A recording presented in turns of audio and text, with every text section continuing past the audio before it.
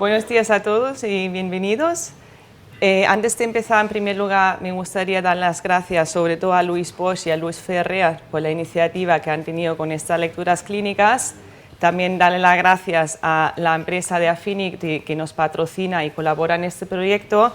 Y también queremos dar las gracias al resto de las empresas colaboradoras que nos hacen posible el programa de residencia del Hospital Clínico Veterinario. La charla que voy a dar hoy es sobre el tratamiento médico de la artrosis en el perro mediante un manejo multimodal. Es un tema que es bastante extenso y debido al tiempo limitado que tenemos, vamos a ver solo una vista panorámica de todo el conjunto de este tema. La artrosis es una enfermedad crónica que está producida por el progresivo desgaste del cartílago y del hueso subcondral. Se ha visto que esta patología afecta alrededor de un 20% de los perros mayores de 1 año de edad. Es importante detectar esta enfermedad en sus fases tempranas y hacer así un diagnóstico o un tratamiento precoz. El problema es que muchas veces los propietarios lo que les pasa es que no detectan bien esta enfermedad en sus animales. Ven de que el animal, a medida que se va haciendo mayor, baja su actividad diaria, le cuesta más subir y bajar escaleras, le cuesta más levantarse por las mañanas, pero realmente ellos lo asocian a una progresión normal del envejecimiento. Entonces es importante nosotros como veterinarios detectar rápidamente los signos de la osteoartrosis en los perros y tratarla con un manejo que luego veremos que hay que hacerlo desde diversas perspectivas. ¿Cuál es entonces la fisiopatología de la artrosis? En la artrosis lo que pasa es que hay un daño mecánico que produce una fragmentación de la red de proteoglicanos y del colágeno sintetizado por los condrocitos. Esta fragmentación de la red de proteoglicanos y de colágeno a su vez nos produce una pérdida de la superficie de cartílago y esto con el tiempo nos genera formación de fisuras, pérdida de elasticidad y una resistencia a las compresiones en este cartílago articular. Por otro lado, este daño mecánico también produce una respuesta de los condrocitos. Los condrocitos liberan citoquinas y estas citoquinas a su vez lo que hacen es activar la liberación de proteasas, las cuales a su vez nos producen una pérdida de superficie del cartílago y ayudan también a esa formación de fisuras y la pérdida de la elasticidad y la resistencia a la compresión que hemos visto anteriormente. Todo esto nos lleva a una destrucción del hueso subcondral que nos produce una destrucción de las estructuras articulares y también lo que vemos en etapas tardías es la formación de osteofitos y de esclerosis.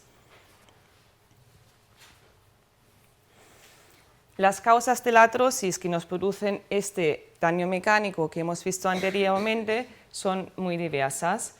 Se puede producir por traumatismos, también se puede producir por enfermedades de desarrollo, principalmente vinculadas a desequilibrios nutricionales, a factores genéticos o a la actividad física del cachorro. También vemos una gran influencia en animales que tienen obesidad. Se ha visto que la obesidad aumenta la tensión en las articulaciones y se produce una sobrecarga mecánica. Entonces, la obesidad también es una causa de la artrosis. También algunas enfermedades sistémicas, como puede ser, por ejemplo, la leishmania, nos puede producir artrosis en el perro. Y por último, otro componente muy importante es la edad. Se ha visto que en animales a partir de los 8 años hay un desgaste de manera natural de las articulaciones. Aquí tenemos un vídeo de un paciente que tenemos con artrosis bastante severa en varias articulaciones. Tiene artrosis en los codos, tiene artrosis en la cadera, tiene artrosis en la rodilla, en los tazos.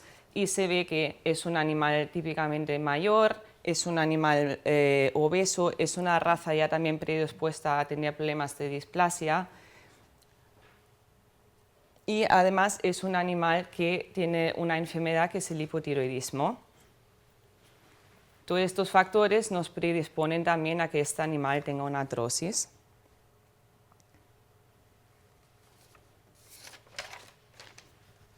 ¿Cuáles son los síntomas que podemos observar en los animales con artrosis? Como hemos visto ahora en el vídeo, los animales suelen presentar cojeras de una o de diversas extremidades, tienen una movilidad reducida, presentan muchas veces dolor en las articulaciones al caminar, no rehusan a subir y bajar escaleras, les cuesta levantarse por las mañanas e incluso tienen al caminar una rigidez, una dificultad al caminar.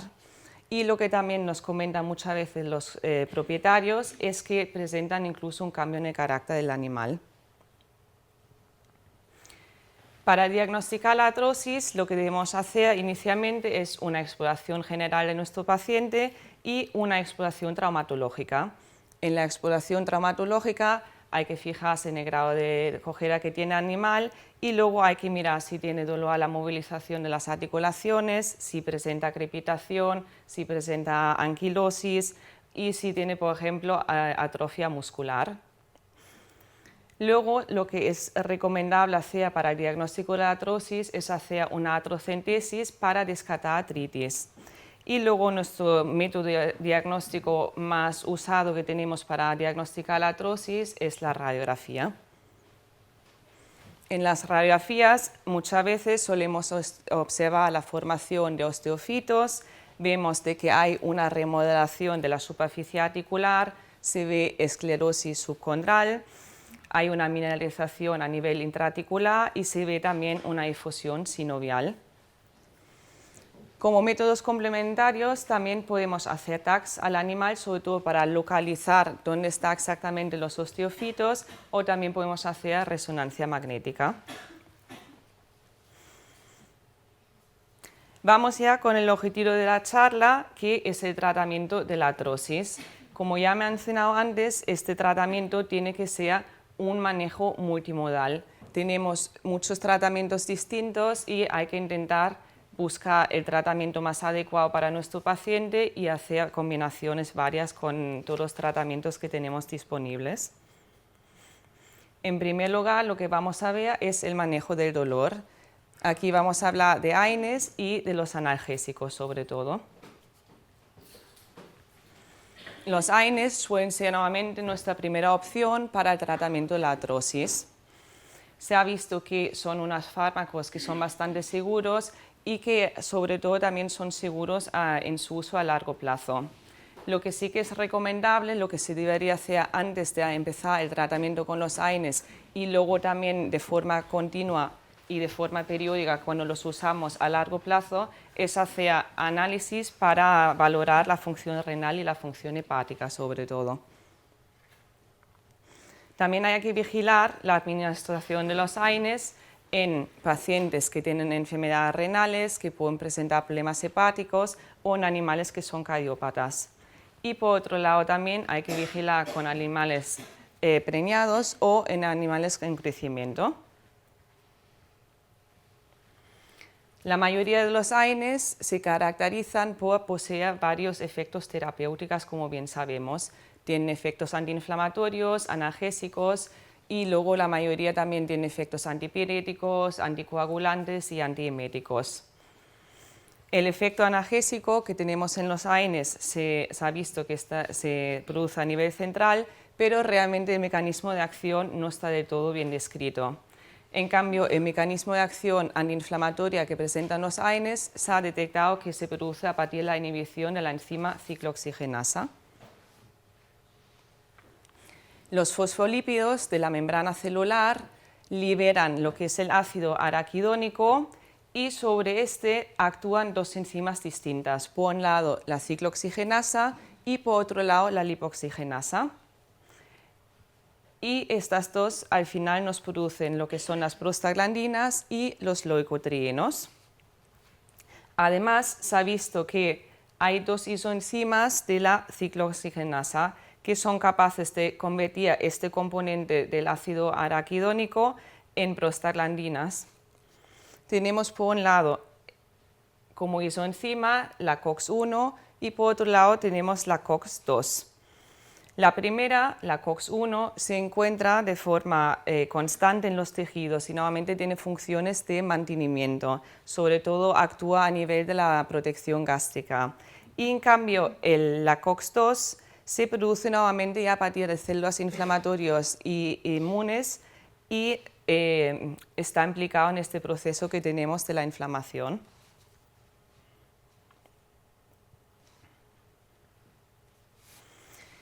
Lo que se busca ahora, hoy en día, es que los AINES que se hacen deberían ser específicos de la COX-2, que sean selectivos de la COX-2. Y muchas ya lo son, pero no significa de que cuando sean selectivos de la COX-2, de que no nos presentan efectos también sobre la COX-1. Entonces, debido a esto, podemos observar los típicos efectos secundarios que tienen los AINES, primero a nivel intestinal, como pueden ser gastritis y úlceras gástricas, y también a nivel renal, donde podemos ver que a veces nos pueden afectar la perfusión renal e incluso producirnos una insuficiencia renal. Hay muchísimos AINES distintos en el mercado. No voy a mencionar todos y simplemente lo que he hecho era seleccionar los que yo considero que son los más importantes a día de hoy para el tratamiento de la artrosis en los perros y los que son en principio los más usados aquí en España. Tenemos como primera AINE nuestro AINE estrella, que es el Meloxicam, que es un AINE ya muy conocido, que lleva mucho tiempo en el mercado y que es bastante cómodo porque se administra solo una vez al día y sobre todo existe en suspensión oral. Entonces, cuando tenemos problemas de administrar comprimidos a nuestros pacientes, es una opción muy buena que tenemos. Otro AINE que tenemos es el caprofeno, que es un inhibidor reversible de la COX-2, pero realmente no se sabe muy bien su mecanismo de acción. Se ha visto en el caprofeno que tiene un efecto antiinflamatorio y analgésico bastante potente, pero no se sabe muy bien cómo funciona. El problema del caprofeno es que se debería administrar cada 12 horas y viene en comprimidos. Otro AINE importante que tenemos, que usamos mucho, es el robenacoxib. El robenacoxib se ha visto que es un potente inhibidor selectivo de la COX-2 y lo que tiene el robenacoxib es que realmente persiste poco tiempo en sangre y se ha visto que está durante más tiempo y a concentraciones más altas en los puntos de inflamación. Es un AINE que hay que administrarlo solo cada 24 horas y aquí es importante destacar que el robenacoxib se ha visto que se debería administrar siempre sin comida, ya que se ha visto que la biodisponibilidad que tiene es mucho mayor en animales en ayuno. Otro AINE importante e interesante que tenemos es el mavacoxib. El mavacoxib también es un inhibidor preferente de la COX-2 y tiene la peculiaridad de que es un AINE que hay que administrarlo no a diario, sino que se da una dosis inicial, luego esta dosis inicial se repite las 2 semanas y luego se administra solo una vez al mes. Podemos administrarlo hasta 7 dosis consecutivas, pero no deberíamos sobrepasar los 6 meses y medio. Justo al contrario del robenacoxib, en el mavacoxib se ha visto que tiene una biodisponibilidad mucho más alta cuando se administra con comida. Se ha visto de hecho que administrándolo con comida la biodisponibilidad es de un 87% y en cambio cuando se administra a animales en ayuno la biodisponibilidad solo es de un 46%. Por último, el último AINE del que quiero hablar un poco es el firocoxib. El firocoxib es un AINE muy selectivo de la COX-2, de hecho se ha visto que tiene 380 veces más, es más selectivo 380 veces para la COX-2 que para la COX-1. El firocoxib, hay un estudio muy interesante que se ha hecho en animales con artrosis, donde se ha demostrado su eficacia y su seguridad a largo plazo. De hecho, lo han probado durante 365 días y se ha visto de que a nivel de efectos secundarios es muy seguro. De hecho, observaron que solo un 10% de los perros a los que se le administró el firocoxib tuvieron que abandonar el estudio por efectos adversos al fármaco.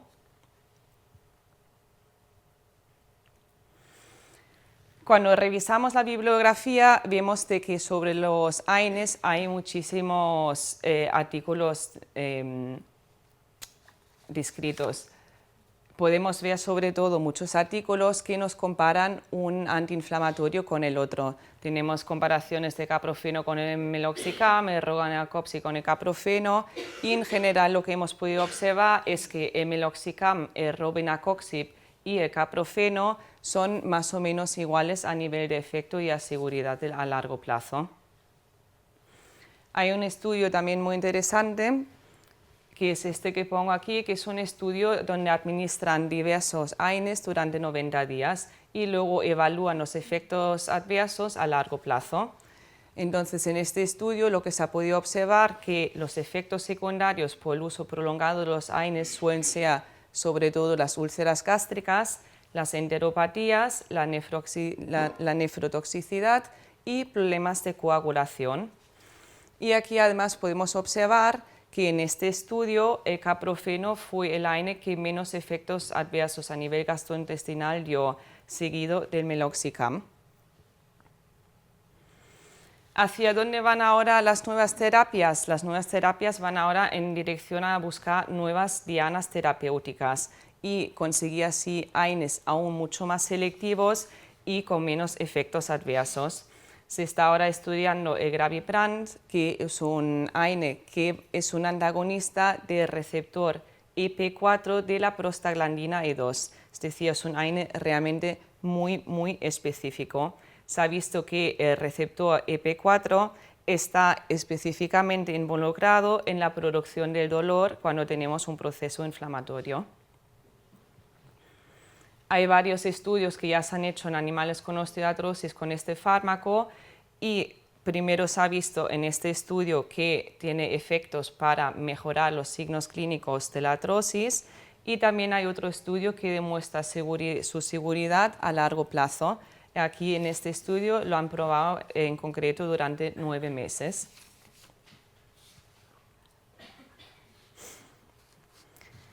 El problema que tenemos muchas veces en las artrosis es que no todo el dolor está asociado a este proceso inflamatorio. Hay que saber que la artrosis es una enfermedad periférica, pero que también tiene efectos a nivel central. Entonces, por un lado, podemos ver los efectos que produce esta enfermedad a nivel periférico, pero muchas veces vemos que las lesiones articulares que podemos observar, incluso que podemos ver radiográficamente, no corresponden con el grado de dolor que presenta el animal. Lo que se ha visto primero en humana y ahora también en veterinaria es que el dolor de la artrosis tiene un componente central también. Hay un dolor crónico que hace aumentar la sensibilización y se produce un dolor llamado neuropático, el cual tiene un componente central. En humana, de hecho, se ha observado que algunos pacientes experimentan síntomas típicos de este dolor neuropático, como puede ser, por ejemplo, la alodinia, los calambres, el dolor referido y cambios en la sensibilidad de la piel. Entonces, hay que tener en cuenta que, por un lado, tenemos dolor debido a esta inflamación, pero que hay algo más y muchas veces los animales también presentan un dolor neuropático en el cual, lógicamente, no nos funcionan los AINES. Hay un artículo muy interesante que se ha publicado en la revista Pain en el año 2016, el cual habla sobre perros con osteoartritis crónica, en los cuales se ha visto que tienen un dolor asociado a la sensibilidad somatosensorial y que está relacionado con esta sensibilización central. Igual que en los AINES, en los analgésicos tenemos una gran gama de variedades. Aquí nuestro producto estrella que conoce más gente es el tramadol. El tramadol es un analgésico que actúa a nivel central sobre los receptores adrenérgicos de la serotonina y de los receptores opioides. Hay un estudio del 2012 de Malek donde se demostró su efecto positivo sobre la osteoartritis. El problema de tramadol es que muchas veces nos presenta efectos secundarios como puede ser salivación, vómitos, sedación, incluso a veces se ha visto que nos puede producir convulsiones. Otros opioides que tenemos son, por ejemplo, la buprenorfina o los parches de fentanilo, y en general en medicina humana sí que se utilizan los opioides bastante a menudo para tratar el dolor crónico, pero realmente en veterinaria no hay ningún artículo descrito de su uso prolongado. Igual que el tramadol, los opioides también pueden causar depresión respiratoria, bradicardia y sedación. Dentro del grupo de los analgésicos tenemos otro grupo interesante que son los antagonistas de los receptores NMDA. Aquí dentro de este grupo tenemos la amantadina. La amantadina al principio fue registrado como un agente antiviral, luego ya se usó para el tratamiento de Parkinson y ahora sobre todo se usa en medicina humana para el tratamiento de dolor crónico. Hay un estudio en animales del año 2008 donde se vio una mejoría del dolor después de la administración de la amantadina durante 21 días. También tenemos el grupo de los anticonvulsivos, en el cual tenemos sobre todo la gabapentina, que es la más usada a nivel de veterinaria. La gabapentina al principio también era un anticonvulsionante que se usaba en humana como analgésico para el dolor crónico y ahora también se está utilizando bastante en veterinaria. Y por último tenemos el grupo de los antidepresivos tricíclicos, en el cual sobre todo hay que ver la amitriptilina. La amitriptilina se ha visto en un estudio de Cashmo en el año 2009 que tiene un uso beneficioso en animales con osteoartrosis. Se ha hecho un case report con 3 perros que presentaban dolor neuropático debido a una osteoartrosis. Voy a pasar ahora ya a explicar un poco todos los suplementos nutracéuticos que hay. Hay una gran variedad en el mercado, hay muchísimos productos diferentes, hay mucha variedad, hay muchas combinaciones entre ellos y sobre todo quiero destacar el condroitin sulfato y la glucosamina por un lado. Luego también tenemos el pentosan polisulfato y luego tenemos muchos otros que, por desgracia, no me da tiempo de mencionarlos todos, en el cual tenemos, por ejemplo, el colágeno tipo 2, el ácido hialurónico, el cúrcuma, el omega 3 y arpagofito. El condroitin sulfato y la glucosamina son unos condroprotectores bastante utilizados aquí en España.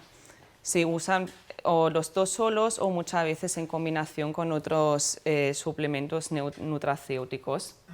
Lo que se ha visto en el condroitin sulfato y la glucosamina es que el condroitin sulfato, por un lado, inhibe las enzimas nocivas de la sinovia y del cartílago articular y que, por otro lado, la glucosamina regula la síntesis de colágeno en el cartílago y genera efectos antiinflamatorios moderados. Ambos contribuyen a la síntesis de glucosaminoglucanos y de proteoglicanos. Y lo que se ha visto sobre todo en un artículo que ahora no me sale, que presentan un efecto sinérgico también. Aquí sale. A nivel de su administración hay mucha controversia. Primero entre las diferentes marcas que hay en el mercado y también según la bibliografía. Primero, a nivel de la biodisponibilidad se ha visto que también es muy variable en función de cómo se formulan los productos y hay un estudio muy interesante del 2002 del A.D. Bovail que ha visto que la glucosamina tiene una biodisponibilidad de un 12% y que el condroitin sulfato tiene una biodisponibilidad de un 5%. Pero que esta biodisponibilidad va aumentando a medida que vamos administrando más dosis. Como ya he dicho, a nivel de las dosis hay mucha variabilidad entre las diferentes marcas y también en lo que está reflejado en los artículos científicos. Y la duración también hay variabilidad a nivel de que algunas marcas nos recomiendan su uso ya continuo para toda la vida, y en cambio otras marcas nos recomiendan su uso durante unos meses y luego haciendo unos meses de descanso. Lo bueno es que estos dos productos apenas presentan efectos adversos. Y lo que también se ha estudiado mucho es su efecto terapéutico y sobre todo cuando empieza. En el PLAMB se dice que el efecto terapéutico de la glucosamina y condroitin sulfato empieza más o menos a las 2-6 semanas después de haberlo administrado. En general, estos dos productos son productos muy recomendables por los veterinarios, primero como alternativa o incluso también en combinación con AINES. Pero el problema es que la evidencia científica que tenemos de alta calidad es realmente escasa. Hay muchos estudios descritos, pero el problema es que no hay una estandarización terapéutica. Entonces, en algunos artículos usan unas dosis, en otras dosis. Hay formulaciones distintas, la duración del tratamiento también es variable según cada estudio, la combinación de los principios activos también es distinta, el origen de condroitin sulfato, que también es muy importante, también varía según cada artículo, y también es importante saber en qué fase de la osteoartrosis está el animal para saber el efecto que puede hacer el condroitin sulfato en la glucosamina. Entonces, esto en muchos artículos tampoco no lo especifica mucho. El problema es que el condroitin sulfato y la glucosamina actúan sobre las células de cartílago, entonces cuando tenemos un animal con una osteoartrosis ya muy severa y con mucha degeneración de la articulación, entonces está claro que estos dos productos no nos van a hacer mucho efecto. Aquí presento un estudio que es del año pasado, que es un metaanálisis que se ha hecho. En este artículo lo que hacen es una revisión muy extensa, mirando todos los diferentes artículos que se han publicado hasta la fecha. Hay uno que sale en este metaanálisis, que es una revisión sistemática del año 2012, la cual habla sobre dos estudios diferentes, uno hecho por McCarthy y el otro por Moreau. Y en lo que se ha observado es que los resultados de estos estudios son muy distintos. Por un lado, el McCarthy demuestra un efecto beneficioso de la glucosamina y el condroitin sulfato en los animales a nivel de la mejoría de los signos clínicos, pero en cambio el estudio de Moreau dice que no hay ninguna evidencia de que tienen eficacia. También hay que decir que este último estudio tiene algunas limitaciones.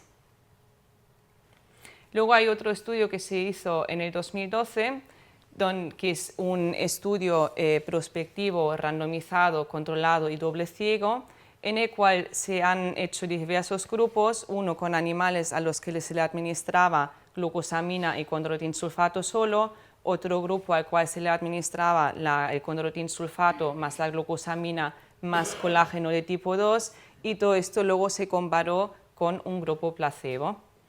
Entonces, en este artículo se ha podido observar que la combinación de condroitin sulfato y glucosamina presenta efectos a nivel de la reducción del dolor a partir de los 90 días y hasta el día 150.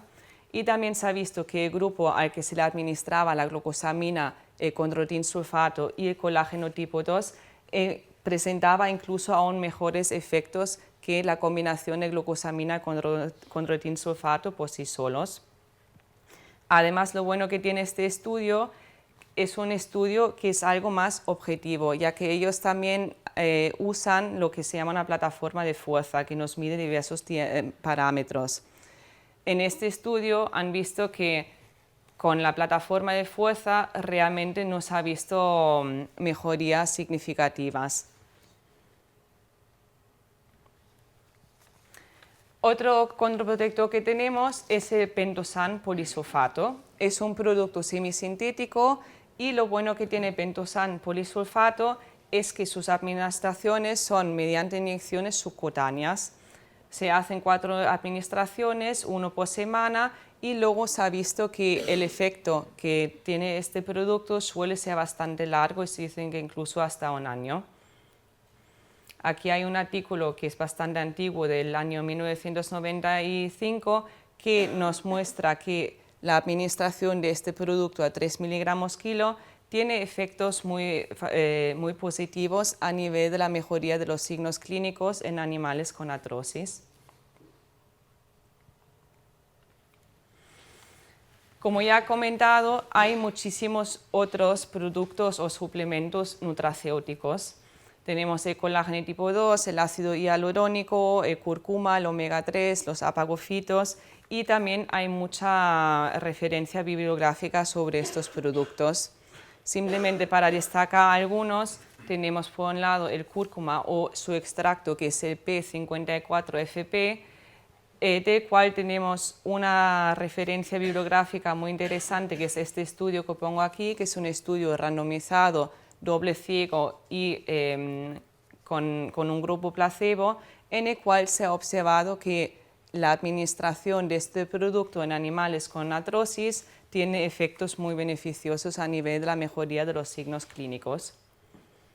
También hay estudios muy interesantes hechos con los ácidos grasos omega 3, que tenemos este por un lado que nos demuestra que su administración prolongada como complemento nutricional nos mejora también los efectos secundarios de la artrosis. Nos mejora por un lado la cojera y en general lo que es la movilidad de la articulación.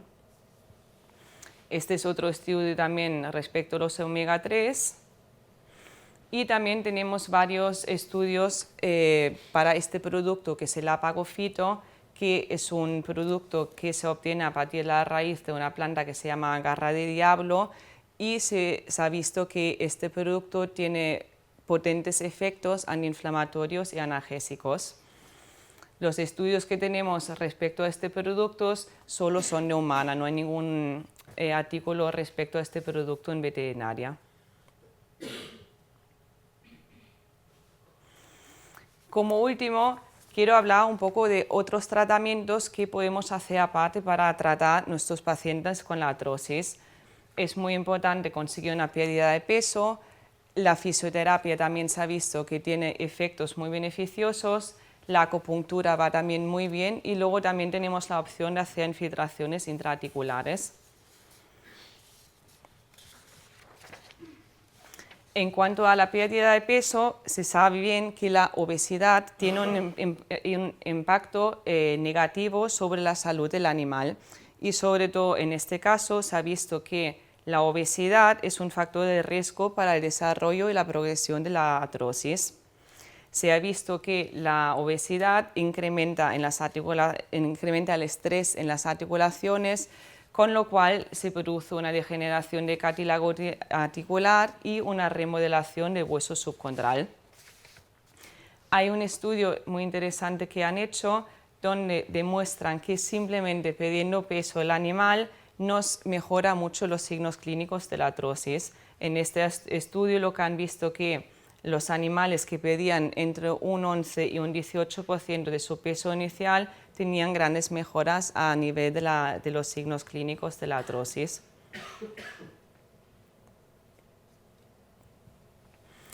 La fisioterapia es otro tema muy extenso y simplemente quiero hablar un poco sobre los diferentes grupos que tenemos dentro de la fisioterapia. Podemos hacer terapias con frío, podemos darle masajes a nuestros pacientes, podemos hacer terapias con calor y podemos hacer ejercicios de estiramiento para aumentar el rango de movimiento tanto de forma pasiva y como de forma activa. Lo que tenemos que tener en cuenta es que cuando tenemos un animal con artrosis se suele perder el rango de flexión y extensión de las articulaciones. Entonces, con estos ejercicios lo que podemos hacer es mejorar este rango de movimiento y también, sobre todo, mantenerlo. Lógicamente es mucho más fácil mantener un rango de movimiento en nuestros pacientes que no ir recuperándolo una vez que ya está disminuido. De aquí también la importancia, lo que mencionaba al principio, que hay que hacer siempre un diagnóstico bastante precoz de la artrosis. Tenemos también diferentes herramientas para hacer ejercicios específicos de fisioterapia, como los wobble boards que tenéis aquí en esta imagen, que nos ayudan a entrenar el balance y la propiocepción tanto de las extremidades anteriores como de las posteriores, y aumentar así también el rango de movimiento.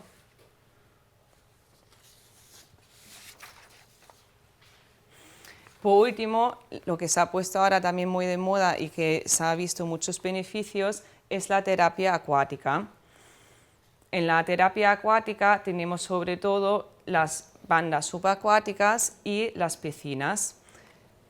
Estas terapias nos proporcionan un ejercicio activo de los músculos, pero sin tener carga en las articulaciones. Entonces, estas terapias nos van muy bien cuando tenemos a un animal que tiene ya una artrosis bastante avanzada y que nos presenta atrofia muscular. En estos casos nos permite trabajar la musculatura, pero sin producirle mucho dolor al animal, ya que no hay carga en las articulaciones. Normalmente en estos casos con la banda subacuática se empieza con ejercicios cortos y de solo una vez o 2 veces por semana, y luego se va aumentando el ejercicio progresivamente. No hay ninguna revisión bibliográfica sistemática sobre el uso de la fisioterapia, pero sí que podemos encontrar muchos estudios hechos con diferentes ejercicios fisioterapéuticos y también comparando diferentes ejercicios entre ellos.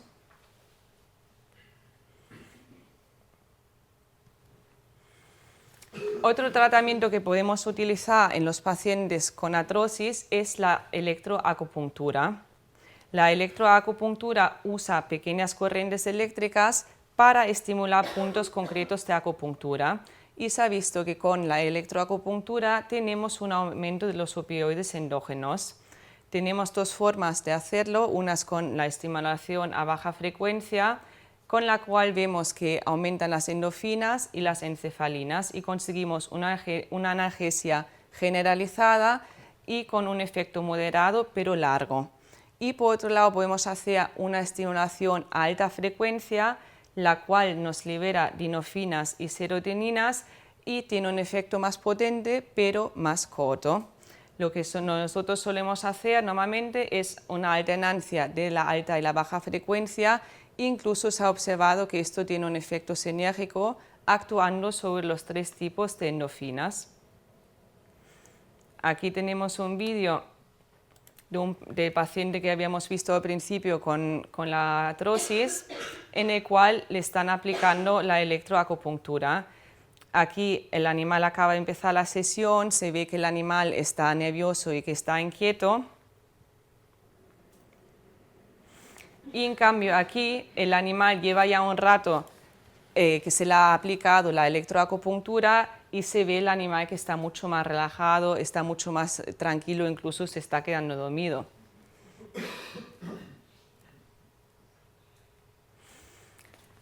En humanas, sobre todo, hay muchos artículos muy extensos y con buena evidencia científica sobre la electroacupuntura. Hay muchas revisiones sistemáticas, incluso hay metaanálisis. En veterinaria, de momento, aún no tenemos mucho estudio sobre la aplicación de la electroacupuntura. Por último, voy a mencionar brevemente las infiltraciones intraarticulares. Tenemos por un lado las infiltraciones con ácido hialurónico, que aquí hay que usar ácido hialurónico de alto peso molecular. Este ácido hialurónico tiene un efecto lubricante de las articulaciones y se ha visto que tiene efectos beneficiosos a nivel de mejorar los signos clínicos de los pacientes con artrosis. Hay que hacer 4 infiltraciones una vez por semana, y el único problema que tiene es que tiene una duración del efecto terapéutico muy variable. Aquí también esto depende mucho en qué fase de la artrosis se encuentra nuestro paciente.